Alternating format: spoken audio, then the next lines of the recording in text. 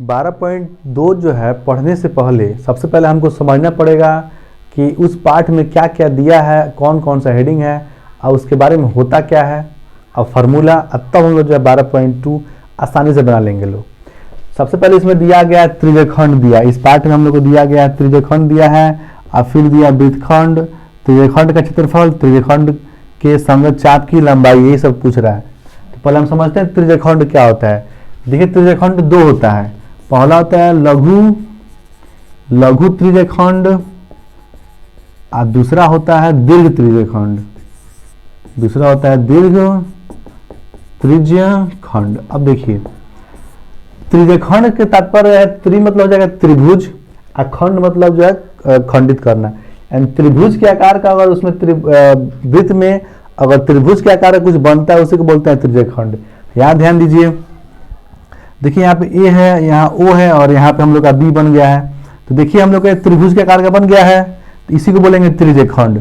लेकिन ये छोटा बना है तो इसको बोलेंगे लघु, इसको बोलेंगे हम लघु त्रिज्यखंड, इसका नाम रहेगा लघु त्रिज्यखंड। ठीक है। और ये जो बड़ा बड़ा ये भी देखिए त्रिभुज के आकार का ही बना हुआ है, तो ये बड़ा बना है तो इसको बोलेंगे दीर्घ। दीर्घ मतलब होता है बड़ा, लघु मतलब होता है छोटा, इसको बोलेंगे दीर्घ त्रिज्यखंड। ध्यान देना है कि जब भी हम लोग वृत्त में त्रिभुज के आकार का कुछ बनता है उसी को बोलते हैं त्रिज्यखंड। तो ये हो गया हम लोग का, इसको बोलते हैं लघु, इसको बोलते हैं दीर्घ। वृत्तखंड का मतलब होता है वृत्त को दो भागों में बांटना, खंडित करना। ये भी दो होता है, पहला होता है इसमें दीर्घ लघु वृत्तखंड, लघु मतलब छोटा, लघु वृत्तखंड, और दूसरा होता है इसमें दीर्घ वृत्तखंड, दीर्घ वृत्तखंड। इसका मतलब होता है वृत्त को खंडित करना, दो भागों में बांटना। ध्यान दीजिए यहाँ वृत्त बना दिया गया है और यहाँ से ए बी एक जीवा खींच दिया। जीवा का मतलब होता है कि परिधि पर दो बिंदु बना हुआ है और उसको जो मिलाते हैं जो रेखा बनता है उसी को बोलते हैं जीवा। तो देखिए यहाँ पे ए बी जीवा बनाकर एक इधर वाला एक इधर वाला बना दिया है, तो जो इसको बोलेंगे लोग लघु, लघु बोलेंगे वृत्तखंड। और ये जो बड़ा वाला बना है इसको बोलेंगे दीर्घ वृत्तखंड, दीर्घ वृत्तखंड। ठीक है। तो ये हम लोग का वृत्तखंड समझ में आ गया। त्रिज्यखंड का मतलब त्रिभुज के आकार का बनेगा, वृत्त में त्रिभुज के आकार का बनेगा उसे बोलेंगे त्रिज्यखंड, और वृत्त में दो भागों में बांटा जाएगा उसे बोलेंगे वृत्तखंड। त्रिज्यखंड का क्षेत्रफल पूछ रहा है, इसका ये हमको बताना है कि त्रिज्यखंड का क्षेत्रफल देखिए यहाँ पे छोटा वाला बना हुआ है, यहाँ पे ऐसे बना है ना जी।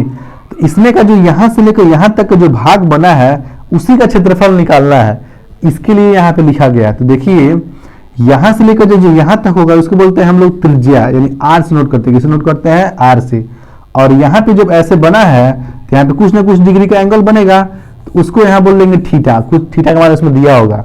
और यहाँ से यहाँ तक हम लोग ए बी हम लोग क्या है, ये जीवा है। तो त्रिज्यखंड का क्षेत्रफल ऐसे निकलता है, क्षेत्रफल मतलब ये पूरा वाला भाग यहाँ से लेकर जितना भाग है ये सब इसमें रहेगा। और त्रिज्यखंड के संगत चाप की लंबाई जो होता है, चाप की लंबाई मतलब ए से लेकर बी तक, ये जो नीचे वाला देखिए यहाँ बिंदु यहाँ बनाए हैं, ये नीचे बनाया है ना, इसी का जो चाप की लंबाई मतलब यहाँ से लेकर यहाँ तक जो निकालेंगे उसे बोलेंगे संगत चाप की लंबाई बोला जाता है। तो त्रिज्यखंड के संगत चाप की लंबाई ये हो गया और त्रिज्यखंड का ये हो गया। अभी आपको समझाया वृत्तखंड क्षेत्रफल त्रिज्यखंड समझा दिए हैं। अब इसमें का देखिए यहाँ पे फॉर्मूला है, इस फॉर्मूले के अनुसार ये हम लोग को 12.2 बनेगा, प्रश्नावली 12.2 बनेगा। ये वृत्त का क्षेत्रफल परिधि जो होता है 2 पाई आर, 12.1 में आपको समझा दिए पहला और दूसरा।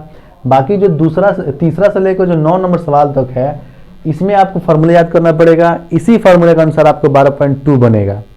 देखिए एक बार देख लेते हैं, यहाँ लिखा गया त्रिज्यखंड की चाप की लंबाई कह रहा है, तो थीटा बटा 360 गुणा हो जाएगा 2 पाई आर। त्रिज्यखंड का क्षेत्रफल हो जाएगा थीटा बटा 360 गुणा पाई आर स्क्वायर।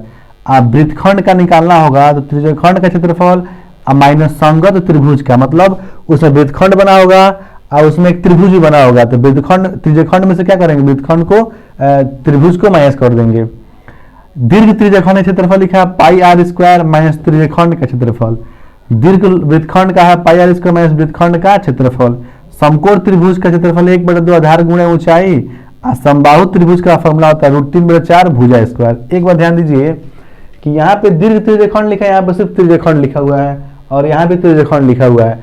यानी कि दीर्घ को दीर्घ लिखा जाता है, लेकिन जहां लघु होगा और लघु में लघु नहीं लिखा होगा, इसका मतलब होता है कि लघु का निकाल रहे हैं। किसका निकाल रहे हैं? लघु का। इसमें लिखा नहीं है लघु त्रिज्यखंड की चाप की लंबाई है, लघु त्रिज्यखंड का क्षेत्रफल लिखा नहीं है, लेकिन हम समझेंगे कि लघु का ही निकाल रहे हैं। ऐसे ही जो है जो वृत्तखंड का निकाल रहे हैं तो हम लघु वृत्तखंड निकाल रहे हैं, दीर्घ का नहीं निकाल रहे हैं। दीर्घ के लिए फॉर्मूला हो जाएगा। अब देखिए 12.1 का पहला सवाल कैसे है, क्या दिया है। यहाँ लिखा गया है कि 6 सेंटीमीटर त्रिज्या वाले एक वृत्त के एक त्रिज्यखंड का क्षेत्रफल ज्ञात कीजिए जिसका कोण 60 डिग्री का है। जिसका कोण कितना है? 60 डिग्री का है। इसका निकालना हमको क्षेत्रफल, त्रिज्यखंड का क्या निकालना है? क्षेत्रफल। सबसे पहले इसका बनाएंगे हम लोग फिगर, चित्र कि कैसे बनेगा। जब चित्र हम लोग बना लेंगे लोग तो आसानी से हमको समझ में आ जाएगा हमको कैसे हल करना है, क्या क्या हल करना है और कौन सा फार्मूला का यूज करना है। कह रहा है कि 6 सेंटीमीटर त्रिज्या वाले, मान लीजिए हम लोग का वृत्त बना दे रहे हैं, हम लोग मान लीजिए वृत्त हो गया, यहां से लेकर यहां तक हम लोग त्रिज्या दे दिया है। इसका आर इसका जो है मान दे दिया हम लोग का 6 सेंटीमीटर, ये हो गया। अब इसमें कह रहा है कि 6 सेंटीमीटर त्रिज्या वाले वृत्त के त्रिज्यखंड का, अब त्रिज्यखंड का मतलब ये हम लोग को त्रिभुज के आकार का बनना चाहिए कुछ। तो एक काम करते हैं, उसको हम लोग एक और ऐसे खींच देते हैं यहां से लेकर यहां तक, तो ये भी हम लोग का क्या होगा? ये भी हम लोग का ये त्रिज्या ही होगा, ये भी हम लोग हो जाएगा 6 सेंटीमीटर। ठीक है, इसको ओ मान लेते हैं। कह रहा है कि त्रिज्यखंड का क्षेत्रफल जिसका कोण 60 डिग्री का है। अब यहाँ जो कोण बन रहा है वो हम लोग का 60 का बन जा रहा है। कितने बन जा रहा है? 60 डिग्री का कोण बन जा रहा है। यहाँ पे इसका नाम लिख लेते हैं, इसका नाम ए है, इसका मान लेते हैं बी। अब इसके अंदर का जो क्षेत्रफल दिया ये हमसे पूछ रहा है कि कितना आएगा।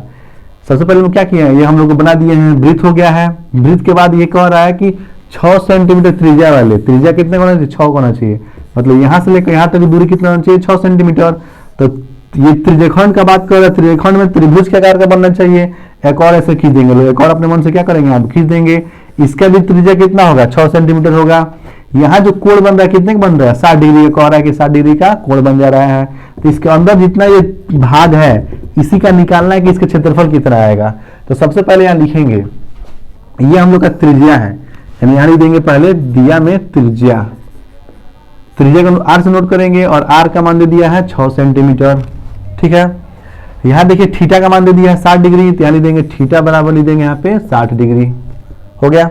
अब निकालना हमको, उसको लिखते हैं, क्या निकालना हमको? त्रिज्यखंड का क्षेत्रफल हमको निकालना है, त्रिज्यखंड का क्षेत्रफल। तो देखिए इस फार्मूले में त्रिज्यखंड का क्षेत्रफल फॉर्मूला क्या होता है? त्रिज्यखंड का क्षेत्रफल होता है हम लोग का ये होता है, इस पे रखेंगे लोग, क्या होता है? थीटा बटा 360 गुणा पाई आर स्क्वायर, ये हम लोग का फार्मूला होता है। त्रिज्यखंड का क्षेत्रफल होता है थीटा बटा 360 गुणा पाई आर स्क्वायर। अब यहाँ पे मान रख कर हल करना हमको, तो थीटा का मान क्या रखना है हमको? 60 डिग्री और बटा दे दिया है 360 डिग्री और गुणा पाई के मान यहाँ रखना हमको रखना है 22/7 और यहाँ पे आर का मान कितना दे दिया है? 6 दिया है। तो यहाँ 6 का स्क्वायर लिखा है, 6 को 2 बार लिखेंगे, 6 गुणे हो जाएगा यहाँ पे 6। काटने वाला देखते हैं कौन कौन कटेगा। देखो 0 से 0 कटेगा, यहाँ से 6 हम लोग कटेगा 6 बार में, फिर ये 6 से ये 6 कट जाएगा एक बार में, ये भी एक बार में कटेगा और कुछ कटने वाला है नहीं। तो ऊपर कितना बचेगा हम लोग का?